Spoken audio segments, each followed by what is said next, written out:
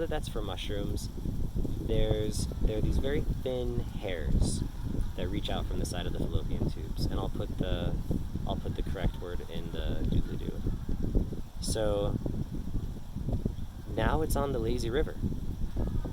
Fertilized egg, newly alive sperm, they're just floating down the river and passing through the grounds of ritual sacrifice so that this union could occur. And it's as if they're having a celebration. It's more of a parade and less of a funeral march. They are being cared for by the environment, and that environment is the same environment that tried to kill the sperm on its way in. And now, seeing the union with its precious egg, it accepts the sperm, and it tells the sperm, yes, please come with me, we're going to the uterus, where you'll continue your journey. So this is a much softer and more welcoming experience into the world, and somehow this experience maybe results in the egg being female.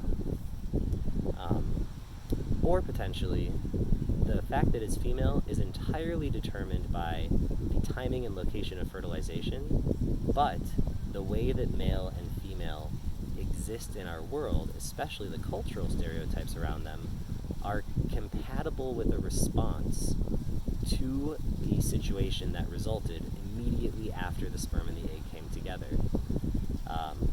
If there's a concept or a construct called female, where a vagina is the sex organ, in some cultures the women are the warriors. There's absolutely no reason why male or female should be associated with, like, men associated with war and business and women associated with homemaking. This is 100% cultural, but it is kind of aligned with, or it makes a little bit of sense that if I came into the world and the very first thing that happened was I watched all of my friends die, had survivor's guilt, and had the experience of not just my friends dying, but my friends dying while they're trying to get into my house. Like, imagine you're in the zombie apocalypse, and you're inside your house, and there are zombies outside, and like 100 of your friends show up suddenly, and they're like, let us in, dude, let us in, let us in, let us in, and you're like, dudes, this is a 1-bedroom apartment. Like, there's already 2 of us in here, we don't have much food, sorry, but you guys, like, you're on your own. Ah, that crushes me. That's so hard. That will harden a person's spirit.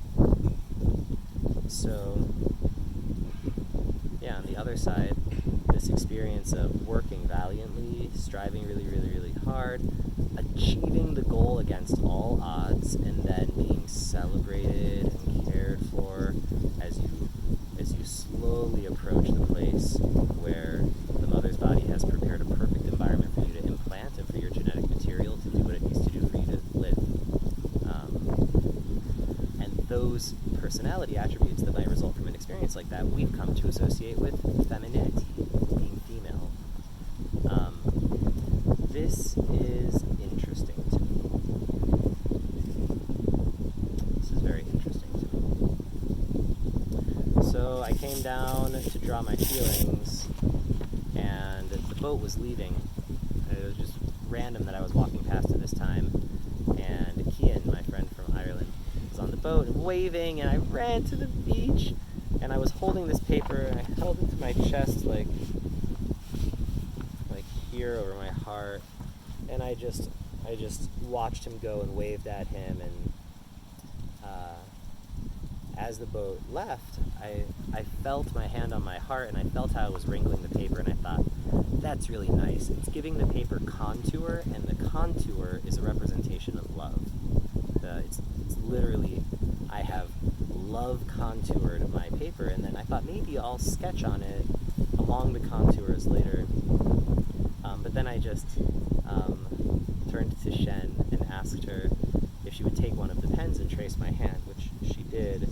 And so this is my love right here.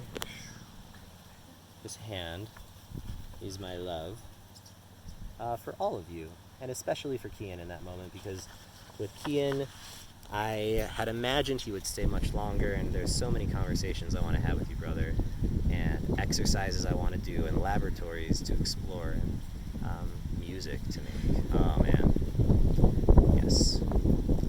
So that's my debrief at this moment. I'll feel into whether anything really big happened. Yes, I'll share this.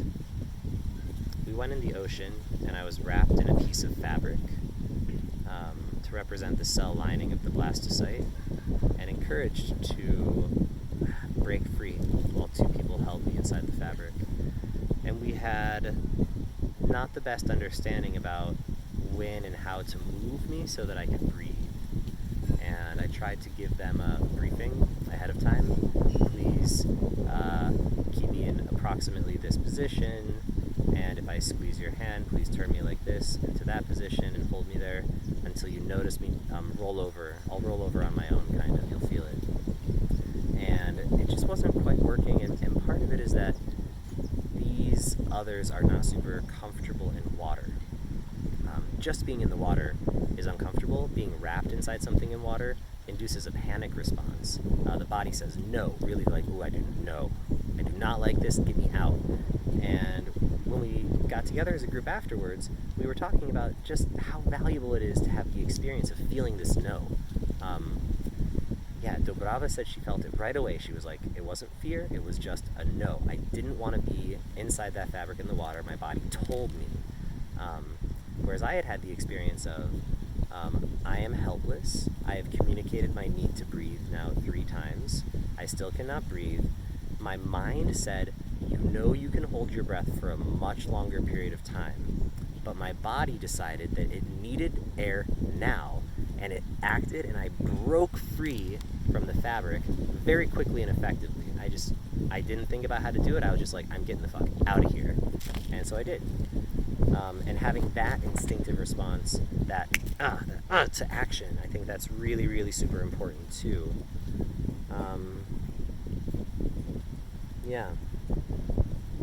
Beautiful exercises. I plan to recreate almost all of these exercises with a small group, potentially doing some of them in the lake and taking video.